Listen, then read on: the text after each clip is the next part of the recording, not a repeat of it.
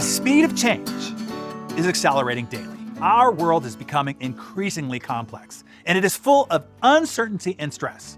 We continue to face unprecedented and urgent challenges. We're surrounded by chaos and stressors that never stop.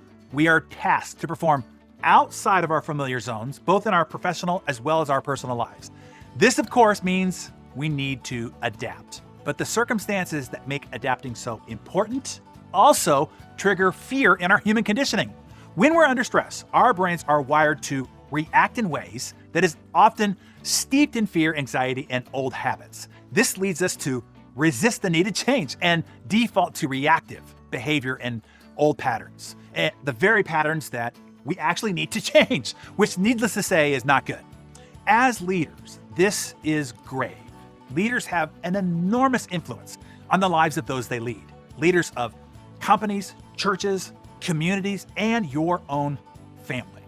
When leaders trigger fear, when leaders signal stress, when leaders get stuck, their teams, their parishioners, their organizations, and their families also get stuck. That is why, as leaders, it is imperative that you stay calm, that you keep your confidence, that you remain steadfast. How do you do that? How do you remain calm amidst chaos? How do you control your responses under pressure? How do you stay focused, confident, and present? First, I will tell you what doesn't work: telling somebody to calm down, particularly if she is Latin and she's your wife. No, remaining calm amidst chaos is developed from self-mastery. It's something that you have to work on and plan for before the proverbial shiitake hits the fan. There are 3 parts to this. We'll use a mountaineering framework for this, okay? Life is like climbing your personal Mount Everest in life. Right, Mark? The 3 parts of this. Number 1, build your base camp. Number 2, anticipate and prepare. Number 3, crisis response. Let me take you through them quickly, okay? Number 1, building your base camp. This is the foundation that you build that sets you up for success. No matter what happens as you go out into the storms and make your climb, you will do so ready, and you'll have a base to retreat to in order to get regenerated. There are 3 essentials to have in your base camp. Number 1, your routines, your morning routine. How you start your day will dictate your whole day. But you already know that. You're here, as you should be, first thing every morning. Number 2, your evening routine. How you shut down your workday and transition to your family. How you wind down your night and prepare for excellent sleep. And number 3, your midday routines, how you reset and refocus yourself throughout the day. Stretch breaks, clearing your mental calculator, deep breaths to recalibrate. And B, your DMO, your daily method of operation. Do you have a personal operating system? One that has you operating in a state of high performance? If not, get yourself into insane productivity. We'll teach you one in there. And then C, recover. Recovery is essential for sane high productivity. It's not about time off, it's about revitalizing, regenerating, and refueling for your time on. When you are tired, you are more vulnerable to stress reactions, derailing this entire operation. Okay, that's your base camp. Now number 2, anticipate and prepare. Once you have that base camp solid, now you want to anticipate and prepare for all that might go wrong when you're out from that protective custody of your base camp and you're trying to scale your mountain of success. You want to identify your triggers, those things that trigger an adverse stress reaction in you. It could be a who, a what, or a when. Who typically triggers you? What typically triggers you? When are you typically triggered? The first step of self-mastery and regaining control over yourself, and thus the situation, is awareness. In moments of high stress, where have you not exhibited the calm that you desire and everybody around you needs from you?